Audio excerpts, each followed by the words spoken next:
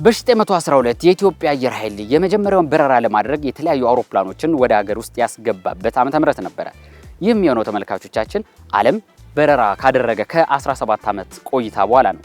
ይሁንና ግን የኢትዮጵያ አየር ኃይል በነገራችን ላይ ገኒ ዓለም በረራውን ካደረገ ከ17 ዓመት በኋላ ለመጀመር ወደ ሀገር ውስጥ አውሮፕላኖችን ቢያስመጣም በተለያዩ ምክንያቶች በረራዎች ሳይከናወኑ ቆይተዋል። እውነት ነው።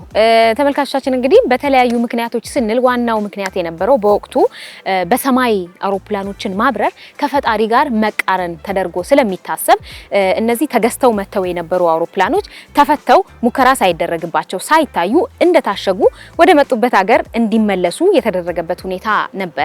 ይሁንና ግን ከ8 ዓመታት በኋላ ዳግም ሌሎች አውሮፕላኖች የአየር ኃይል አውሮፕላኖች ተገዝተው በሀገራችን መግባት ችለዋል። ከዛም እንግዲህ የጃን ሜዳ አሁን ጥምቀት በድምቀት የሚከበርበት ጃን ሜዳ የመጀመሪያው የአየር ኃይል አየር ማረፊያ ሆኖ እንዳገለገለ እንግዲህ የታሪክ መዛግብት ይናገራሉ። አሁን እስካለንበት ድረስ የኢትዮጵያ አየር ኃይል በጀግንነት በጀብዱ ሀገሩን ከሰሜን እስከ ምዕራብ ከደቡብ እስከ ምስራቅ ድረስ ሀገሩን እየጠበቀ እንግዲህ የጠላትን ክንፍና ጎድን እያደቀቀ ማለት ነው እስካሁን ድረስ በተለያዩ የሰላም መስኮች ላይ እየሰራ ይገኛል። ይህም ደግሞ ይበል የሚያሰኝ ነው። በቀጣይም ደግሞ ጠላት ኢትዮጵያን እንዳያስባት ጠላት ወደ ኢትዮጵያ መጥቶ አየር ክልሏን ማለፍ እንደማይችል በጀብዱ እየሰራ የሚገኝ ተቋም ነው። እንግዲህ በቅርቡም ደግሞ ካየናቸው ስሎጋኖች ወይም ደግሞ ምህሮቹ የቃል ሐሳቦቹ መካከል አንዱ ሰማዩም የኛ ነው መሪ ቃላቸው መሪ ቃሉ ይሄ ነውና በእንደዚህ አይነት መልኩ እንግዲህ ሀገሩን በጀግንነት እየጠበቀ ያለ ተቋም ነው። እኛም እዚህ እንደ ቅዳሜ መዝናኛ ተመልካቾቻችን ሰላምታውን አልዘነጋነውም። እንግዲህ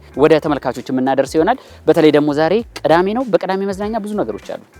ሰላም ተመልካቾች እንዴት አላችሁ? ዛሬ እንግዲህ የቅዳሜ መዝናኛችን በስቱዲዮ አይደለም፣ ከስቱዲዮ ወጣ ብሎ ከከተማም ወጣ ብሎ የአየር ኃይል ግቢ ውስጥ ነው የምንገኘው። በዚህ ስፍራ የተገኘንበት ዋነኛው ምክንያት ደግሞ የኢትዮጵያ አየር ኃይል 9ኛ ዓመቱን አስመልክቶ በልዩ ልዩ ዝግጅቶች ቀደም ብሎም የተለያዩ ዝግጅቶችን እያደረገ ሲያከብር ነበረ 9ኛ ዓመቱን። አሁንም እንግዲህ በድምቀት ይከበራል። በተለይ በዛሬው ዕለት በዋናነት ዋናው ክብረ በዓል የሚከበርበት ቀን ነው። ያንን አስመልክተን እንግዲህ እኛ ቅዳሜ መዝናኛችንን ይዘን እናንተን ይዘን እዚህ አየር ኃይል ግቢ ውስጥ ተገኝተናል። አው ቀድም እንዳልሽው ገኒ እንግዲህ በቢሾፍቱ አየር ኃይል ስንገኝ ያለ ምክንያት አይደለም። ምክንያቱም ከዚህ በፊት ይሄን ግቢ የሚያውቀው ሰው በደንብ ያውቃል። አሁን ባለንበት ሁኔታ ግን ግቢው በሚያምር ሁኔታ አየር ኃይልን እንደ ስሙ በሚመጥን መልኩ እንደዚህ አምሮኛውን ያለንበትን ስፍራ ማየት ይቻላል። እንዲሁም ደግሞ ግቢው ያልቅም ዞረን እንዳለ በየሄድንባቸው ቦታዎች ያለው እና ተቋሙ በሚመጥን መልኩ እየተሰሩ ያሉ ነገሮች በጣም ይበል የሚያሰኝ ናቸው። ስለዚህ ተመልካቾቻችን በሀገር ኩራት በሆነው በዚህ ተቋም ውስጥ ነን። ዛሬ ወደ እናንተ የምናደርሰው የቅዳሜ መዝናኛ በኢቲቪ መዝናኛ ወደ እናንተ የሚደርሰው ሳምንታዊ ዝግጅታችን እንግዲህ በአንድ ፕሮግራም ለተመልካቾች እንድንደርስና ተመልሰን እንገናኛለን። መልካም አብራችሁ እንድትቆዩ እንጋብዛለን። ከቅዳሜ መዝናኛ ጋር ጥሩ ጊዜ እንድታሳልፉ እንላለን። መልካም ጊዜ።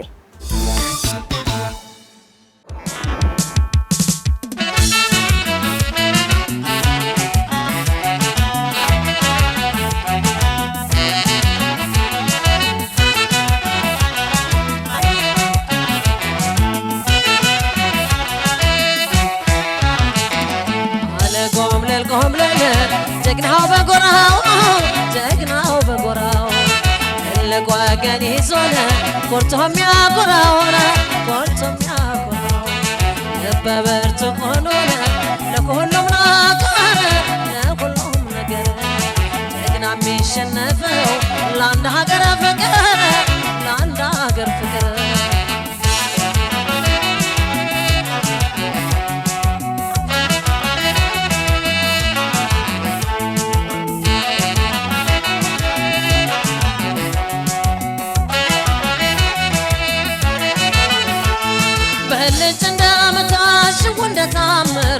እንደታምረ የአየር ኃይሉ ጀግና ውጤቱ ሲያምር ተሸፍኖ ነበረ በሰኔ ዳመና በፀሐይ ተገልጦ ያሁሉ ገበና ይሄን ከፍሎ በላ ይሄን ነጣጣይ እንደው አዘዘበት ከሰማይ ላይ ታይ የኛው ግን የለው መተኪያ መኩሪያ ሆኗል የሀገር መመኪያ አለው ወገን የሰራዊት ጋሻ አውጡ ሚለን ጠላት ገዋሻ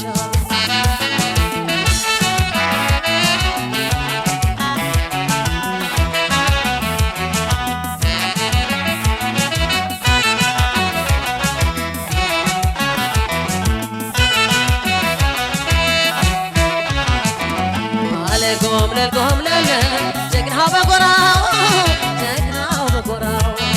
ትልቅ ወገን ይዞን ሞልቶ የሚያኮራው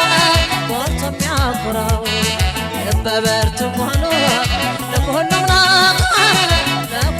ነገር ጀግና የሚሸነፈው ለአንድ አገር ፍቅር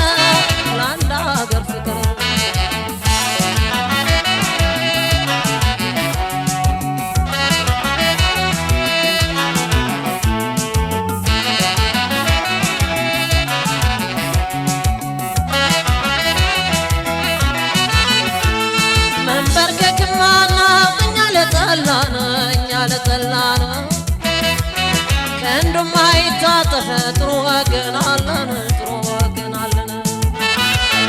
እንኳን ይዘንና የሚያኮራ ደጀን እንዲሁም አለመቸኛ ለማይበጀን የምድሩ ሰራዊት ይድረስኛው ጋሻ ጠላት አንበርካኪው በገባበት ዋሻ የኛ ወገን የለውም መተኪያ መኩሪያ ሆኗል የሀገር መመኪያ አለው ወገን የሰራዊት ጋሻ አውጡ ሚለን ደመኛን ከዋሻ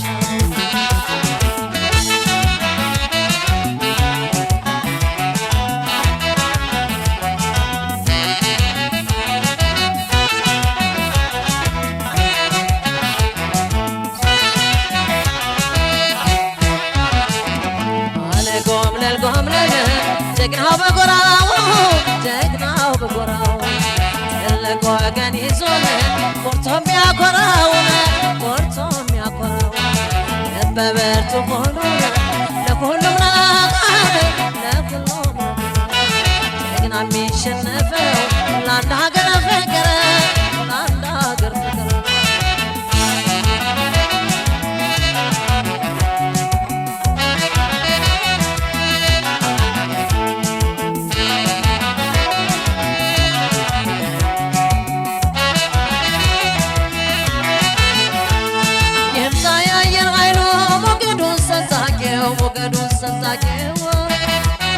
ወገኑን ሀገሩን ከጥቃት ጠባቂው ከተፍ እንደ ዝናብ ዱብ እንደ በረዶ ውሃው እሳት ሆኖ ከሰማይ ላይ ወርዶ እንደ ብርቱ መብረቅ ድምፅ ነጎድጓድ ጠላቱን ቀበረው በማሰብ ጉድጓድ የኛ ወገን የለውም መተኪያ መኩሪያ ሆኗል የሀገር መመኪያ አለው ወገን የሰራዊት ጋሻ አጥፎ ሚለን የጠላት ዋሻ የኛ ወገን የለውም ወደረ መኩሪያ ሆኗል እናት ሀገር ወገኖቼ ጀግንነት ያውቃል እንኳን ለራስ ለዓለም ይበቃል ወንድሞቼ ጀግንነት ያውቃል እንኳን ለራስ ለዓለም ይበቃል እህቶቼ ጀግንነት ያውቃል እንኳን ለራስ ለዓለም ይበቃል። በቃ ተመልካቾች በርር ያለው ቻው እንዳትጠብቁኝ። ቅዳሜ መዝናኛን ተከታተሉ ከና ሀብትሽ ጋር በቃ እኔ መሄዴ ነው። የቅዳሜ መዝናኛን እያያችሁ ጥሩ ጊዜ እያሳለፋችሁ እንደሆነ አልጠራጠርም። ምክንያቱም ያለነው የኢፌድሪ አየር ኃይል ግቢ ውስጥ ነው። ከኋላ እንደምትመለከቱት እጅግ ዘመናዊ የጦር ኃይል ጀቶች አሉ። እዚህ ደግሞ ያለሁበት ቦታ የአየር ኃይል የበረራ ትምህርት ቤት ነው። ትምህርት ቤቱ ውስጥ ምን አለ? ምን ታሪክ አለው? የ90 ዓመት ታሪክ ማለት በጣም ብዙ ነው። እስኪ የቻልኩትን ያህል ለእናንተ ላሳያችሁ ወድጃለሁ። አብራችሁ ቆዩ።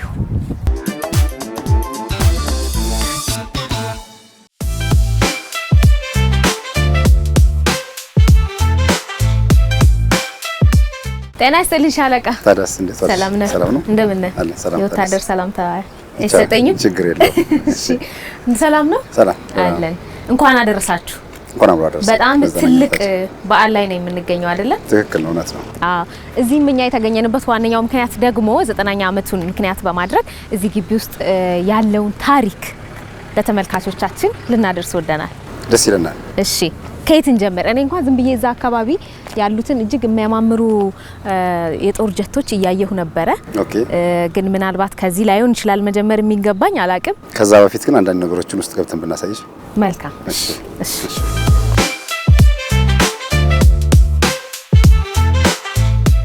እሺ። አሁን ወደ አየር ኃይል በረራ ትምህርት ቤት እየገባን ነው። እሺ ይሄ ማለት ነው። ይሄ በረራ ትምህርት ቤት እንግዲህ ለበርካታ ዓመታት ኦልሞስት ላለፉት 90 ዓመታት ማለት እንችላለን።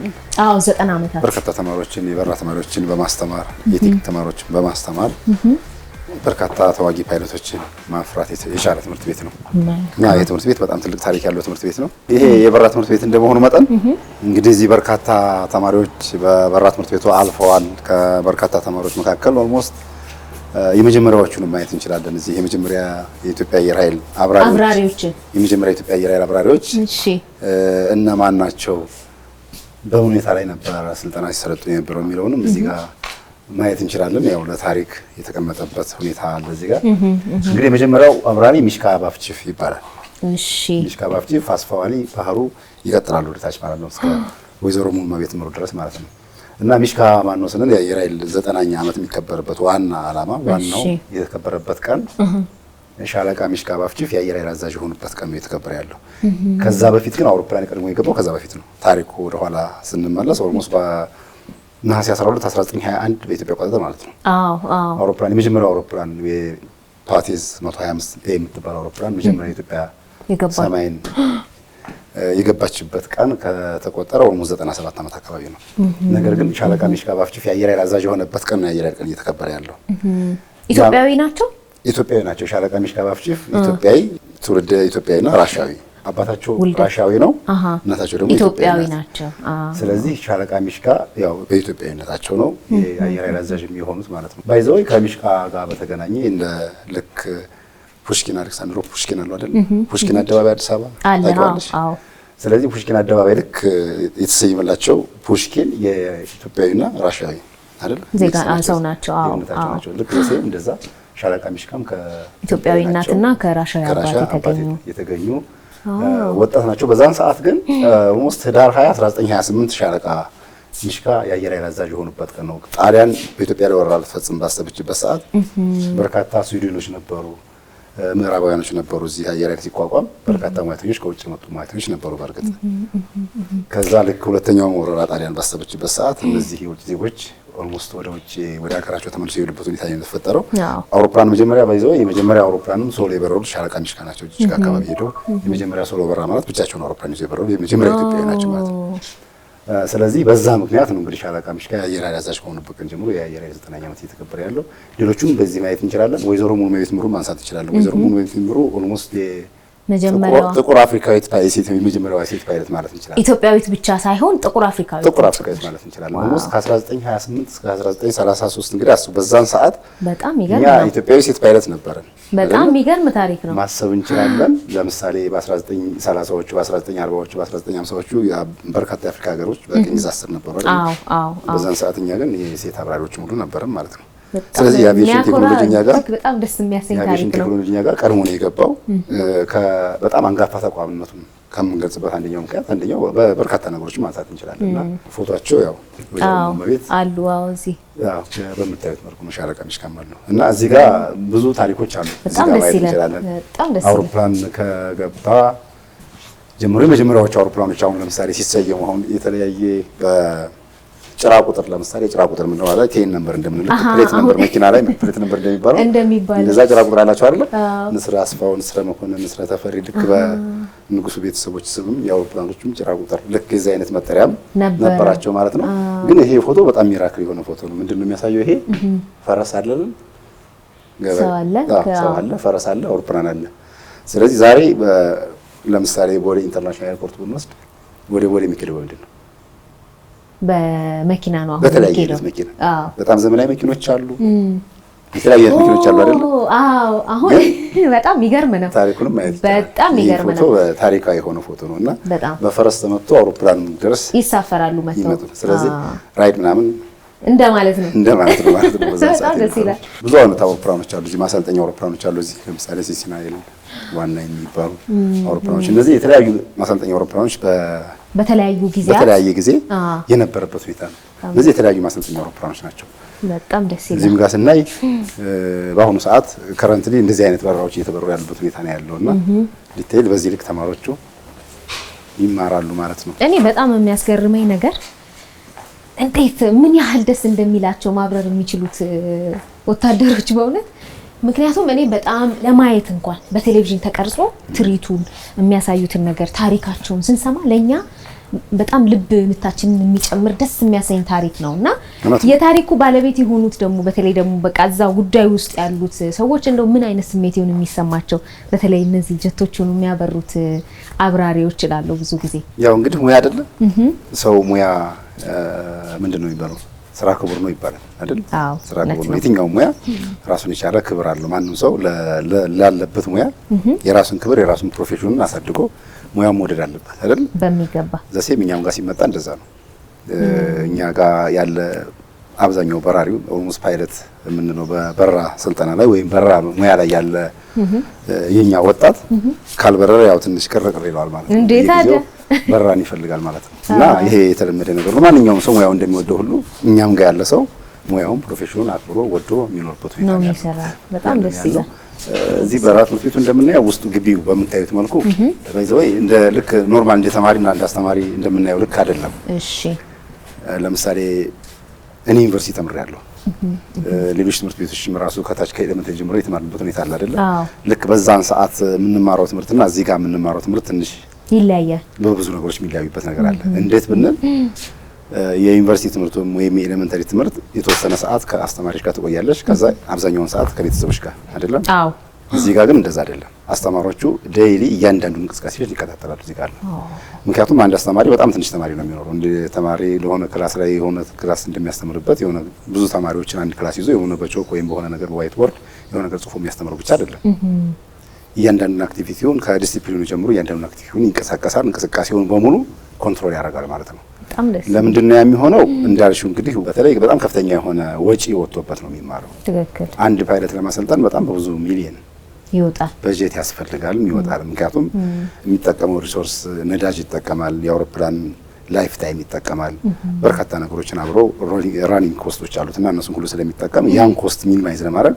አስተማሪው ዴይሊ ተከታትሎ ተማሪውን ሼፕ ማድረግ ካልቻለ እንደ ሌላ ትምህርት ቤት ወይም እንደ ሌላ ተማሪዎች ላይ ትንሽ ለቀቅ የምናደርጋቸው ከሆነ ተማሪዎችን በዛ ልክ ማለት ነው በጣም ደስ ይላል እዚህ ጋር ብናነሳ የተማሪዎች አለ የአስተማሪዎች መቀመጫ እዚህ አካባቢ ማየት እንችላለን ለምሳሌ እሺ እዛ ጋር አስተማሪዎች ይቀመጣሉ እዚህ ጋር ተማሪዎች ይቀመጣሉ በተማሪዎች መቀመጫ ወይም በተማሪዎች ተነስተው እንደፈለጉ በአስተማሪዎች መቀመጫ ወይም አስተማሪዎች በሚያርፉበት አካባቢ መንቀሳቀስም አይችሉም በጣም ፍጹም ክልክል ነው ለምሳሌ አንድ ተማሪ 7 አመት ይማራል ተብሎ ቢታሰብ ማለት አይደል ከመጀመሪያው ጀምሮ እስከሚመርቅበት ሰዓት ድረስ 7 አመት የሚማር ከሆነ ምሳሌ ነው ያነሳው እሺ 3 አመት ነው 7 አመት ነው ሌላ ታሪክ ነው ምሳሌ ሆነ ማለት እሺ በዛን አመት ውስጥ አንድ ተማሪ ከአስተማሪዎቹ መቀመጫ ወይም አስተማሪዎች የተቀመጡበት ቦታ ወይም አስተማሪዎች በሚያልፉበት መንገድ አይሄድም 7 አመት ከተማረ 7 አመትን በሙሉ እዚች ጋር መቀመጥ ካለበት እዚች ጋር ተቀምጦ ቀጥሎ ድምፁ ሳይሰማ በዚች ጋር ሊመጣው ኮሽ የለም ምን ነገር አይሰማም ማለት በጣም ደስ ይላል ምክንያቱም እኔ የምረዳው እንዴት ነው በጣም ትልቅ ኃላፊነት ነው ትክክል ወጪው እንዳለ ሆኖ ስነ ስርዓት የሚያስፈልገው ነገር መሆኑ እንዳለ ሆኖ ደግሞ ትልቅ ሸክም ትልቅ ኃላፊነት አገራዊ የሆነ ጉዳይ ስለሆነ ዲሲፕሊን በጣም ከፍተኛ የሆነ ወጪ ወጥቶበት እየተማረ ስለሆነ በዛ ልክ ነው በአጋጣሚ ሆኖ ብሪፊንግ ሩሞች አሉ እዛ ጋር እሺ ተማሪው ከመብረሩ በፊት ብሪፍ ይደረጋል ከበረረ በኋላ እንደገና ደግሞ ዲብሪፍ ይደረጋል ብሪፍና ዲብሪፍ የሚባሉ ነገሮች አሉ እዚህ ጋር ምንድነው ከመብረሩ በፊት ሊበር የታሰበውን በፕሮሲጀሩ መሰረት በተቀመጠለት አውሮፕላን ማኑዋል መሰረት በዛ መሰረት እንዲበር ይደረጋል ከዛ በኋላ እንደገና ተማሪው በትክክል ፐርፎርም አድርጓል ያን የሚለው ነገር ደግሞ ዲብሪፍ እንዲመጣና ቼክ ይደረጋል በነገራችን ላይ ከበረራ በፊትም ከበረራ በኋላም ሜዲካሎች ይሰጣሉ ሜዲካል አለ ሜዲኬሽን አለ እኛ ጋር ምናልባት አንድ ሰው ታሞ ሐኪም ቤት ነው አይደል የሚለው እኛ ጋር ግን መጀመሪያ ከመብረሩ በፊት ቼክ መደረግ አለበት ትክክል ነው ጤነኛ ነው አይደል የሚለውም ቼክ መደረግ አለበት ስለዚህ መጀመሪያ እዚህ ጋር ጂም ጂምናዚየም አለ፣ በቂ የሆነ ጂምናዚየም አለ። ተማሪዎች ጂም ይሰራሉ፣ እንቅስቃሴ ያለ ስፖርታዊ እንቅስቃሴ ያደርጋሉ። ከዛ በኋላ ያው ጤንነታቸውን ይጠብቃሉ ማለት ነው።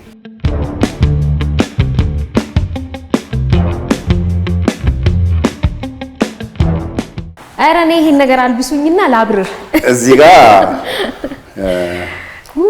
በዋናነት ከዚህ ጋር በተገናኘ እያንዳንዱ ተማሪና አስተማሪ የራሳቸው የሆነ ሄልሜትና የራሳቸው ጂሱት አላቸው። ስለዚህ ሁሉም በስማቸው ይጻፍላቸዋል። ተማሪዎቹ ከብሪፊንግ በኋላ መጥተው ይሄኛውን ድሬሲንግ ሩማቸውን ለባብሰው ጂሱታቸውን ለብሰው ሄልሜታቸውን ይዘው ተመልሰው ወደ አውሮፕላኖቻቸው ይሄዳሉ ማለት ነው። ሲሄዱ ዝም ብሎ ተነስቶ መሄድ አይደለም። አንድ ተማሪ እዚህ ጋር ልብሱን ለብሶ ከጨረሰ በኋላ ተሰልፎ ነው የሚሄደው። አስተላለፉ፣ አካሄዱ፣ እያንዳንዱ እንቅስቃሴ እንዳልኩሽ አስተማሪው ኮንትሮል ያደርጋቸዋል።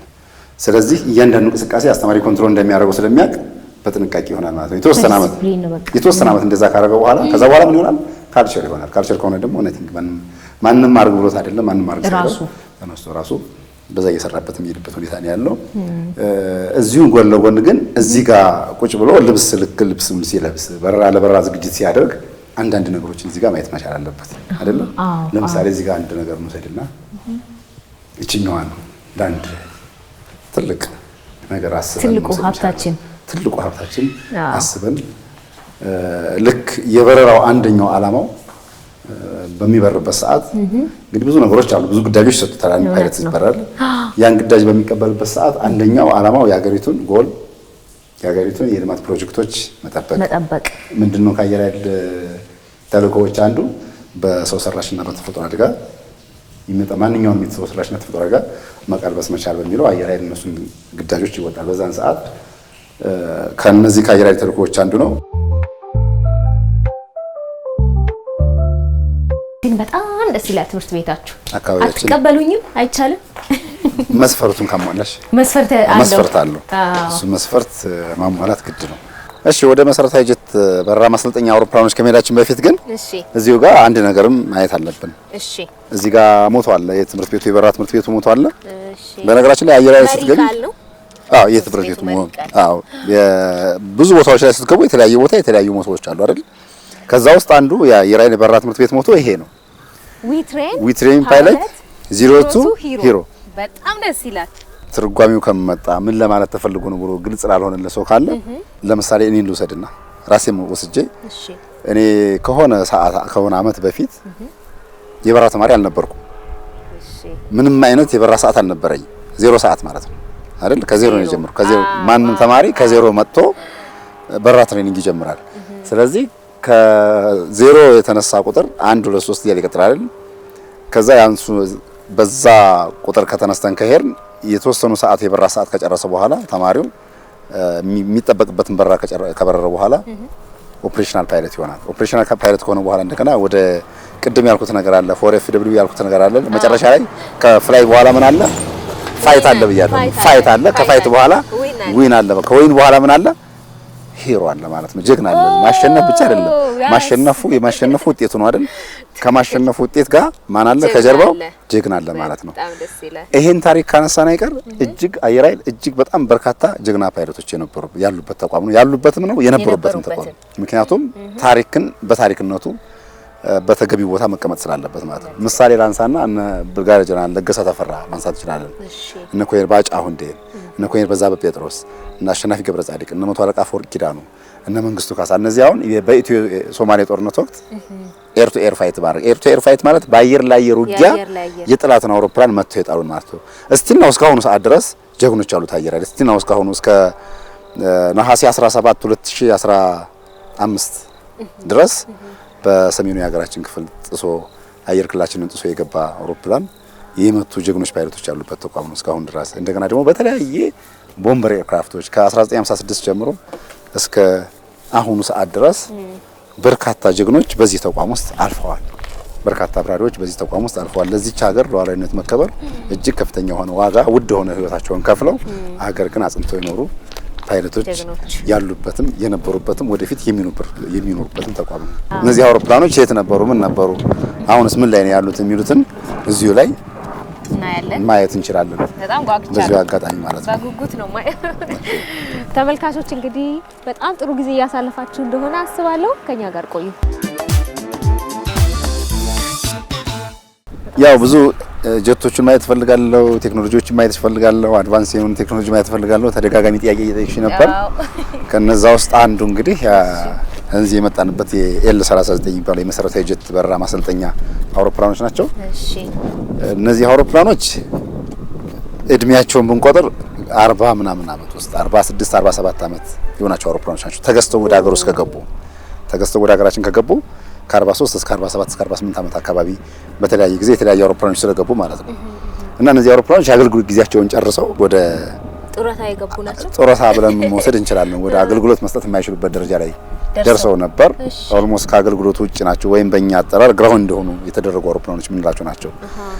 እና ምንድነው ቅድም ሳወራልሽ ነበረ በጣም ጀግና የሆኑ ፓይለቶች፣ በጣም ቆራጥ የሆኑ የዚችን ሀገር ሉዓላዊነት ያስከበሩ ፓይለቶች አሉ እያልኩሽ ነበር አይደል? ፓይለቶች ብቻ አይደለም ያሉት። አንድ ተቋም አንድ ፓይለት ብቻ አይደለም ያለው። ፓይለት ብቻውን ሊበራ አይችልም። የሜንቴናንስ ሙያተኞች መኖር አለበት። የስታፍ ድጋፍ ሰጪ ሙያተኞች መኖር አለባቸው። ስፔሻሊስቶች መኖር አለባቸው። እና ይሄን አውሮፕላን የጠገኑ ይሄን አውሮፕላን ጠግነው አዘጋጅተው ለግዳጅ ዝግጁ የሚያደርጉና ለግዳጅ ብቁ የሚያደርጉ ቴክኒሻኖችን በርካታ ቴክኒሻኖች አሉና ይሄ አውሮፕላን በአጋጣሚ ሆኖ በጣም እጅግ ታሪካዊ የሆነ አውሮፕላኖች ናቸው። እነዚህ እዚህ ጋር የምታያቸው አውሮፕላኖች በሙሉ ማለት ነው። እሺ መጀመሪያ እነዚህ አውሮፕላኖች ሲመጡ ተገዝተው ሲመጡ ወይም አገልግሎት ለረጅም ጊዜ አየር ኃይል ውስጥ አገልግሎት ሲሰጡ አናሎግ አውሮፕላኖች ነበሩ። አሁን ግን አውሮፕላኖቹ ኦቨርሆል ተደርገው ወይም እንደገና ሙሉ ከባድ ጥገና ተደርጎላቸው ወደ ኃይል የገቡበት ወይም ወደ በፈለግነው ግዳጅ መጠቀም የምንችልበት ደረጃ ላይ ደርሰዋል። ይሄ ወደ ምንድነው የሆነው? ቶታሊ አናሎግ የነበረው ወደ ዲጂታል ኮክፒት ተቀይሯል። እድሳት ተደረገላቸው። ሙሉ እድሳት ብቻም ሳይሆን ቶታሊ ከነበሩበት የአናሎግ ሲስተም ወደ ዲጂታል ሲስተም ተቀይረዋል። ያ ምንድነው ከታች አሁን ባይዘው እነዚህ ብቻ አይደሉም አውሮፕላኖቹ ዲጂታል የሆኑት። ከታች የመጀመሪያ ደረጃ በረራ ማሰልጠኛ አውሮፕላኖች ዲጂታል ናቸው። እነዚህም ወደ ዲጂታል ቴክኖሎጂ ተቀይረዋል። ከነዚህም አሄድ ከነዚህ ቀጥሎ እንደገና ደግሞ ስትራቴጂካሊ የምንጠቀምባቸው የውጊያ አውሮፕላኖች ደግሞ ወደ ዲጂታል ቴክኖሎጂ የተቀየሩበት ሁኔታ ነው። ስለዚህ በ90 ዓመት ታሪክ ውስጥ በርካታ ውጣ ውረዶች እንዳሉት ሁሉ አሁን ወደ መጨረሻው አካባቢ ግን በእነዚህን ጊዜ እነዚህን የዲጂታል ቴክኖሎጂ የመጠቀም አቅሙ እጅግ ከፍተኛ ደረጃ የደረሰበት ሁኔታ ነው ያለው ማለት ነው። ስለዚህ እነዚህን አውሮፕላኖች አስፈላጊ ከሆነ ያው ካልፈራሽ ገብተሽ ማየት ትችያለሽ። አልፈራም ገባለ። ምናልባት ይሄኛው ሁለት ሰው ነው የሚችለው። ይሄ ማሰልጠኛ አውሮፕላን ነው። ኖርማሊ ለውጊያ መጠቀም ይቻላል። በዋናነት ግን ይሄን ለትሬኒንግ ነው የምንጠቀምበት። ለትሬኒንግ ከዚህ ጋር የወጡ ተማሪዎች እንደገና ወደ ቀጣዩ አድቫንስ ጀት የሚሄዱበት ሁኔታ ነው ያለው። ምናልባት ለመውጣት ከተመቸሽ እዚህ ጋር ገብተሽ ይሄን ረግጬ ወደ ላይ ነው መውጣት ይቻላል። አዎ ይችኛው አለች አይደል? እዚህ ጥቁር ነገር እዚህ ውስጥ ረግጣለሁ። ያው እንግዲህ ከመጣሽ አይቀር አዎ እንዴ አይወጣለሁ እኔ አልፈራም፣ ደፋር ነኝ። እዚህ ጋር ትይዣለሽ። እሺ ከዛ ይሄንን አዎ እሱን ትረገጫለሽ። ዋው በጣም ቴክኒካል ነገሮች አሉ። የቱ ጋር ነው የምረግጠው አሁን? እዛ መረገጫለሁ እዛ ጋር።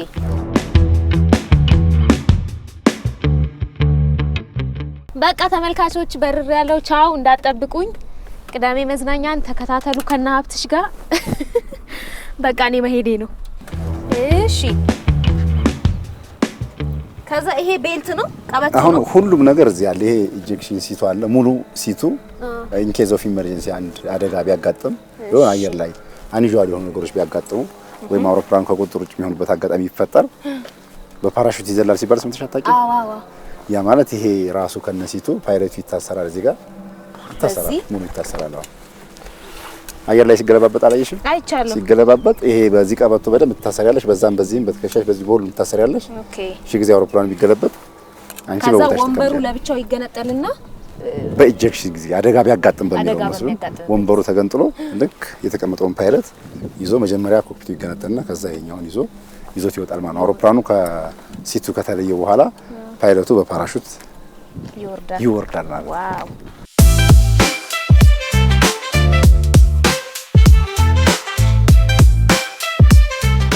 በጣም ነው ደስ የሚለው። በእውነት መታደል ነው ለእናንተም ያው ለኛም ለሀገራችንም በጣም ደስ የሚያሳይ ነገር ነው። በርቱልን። እኔ በጣም ቆንጆ ኤክስፒሪየንስ ነበረኝ።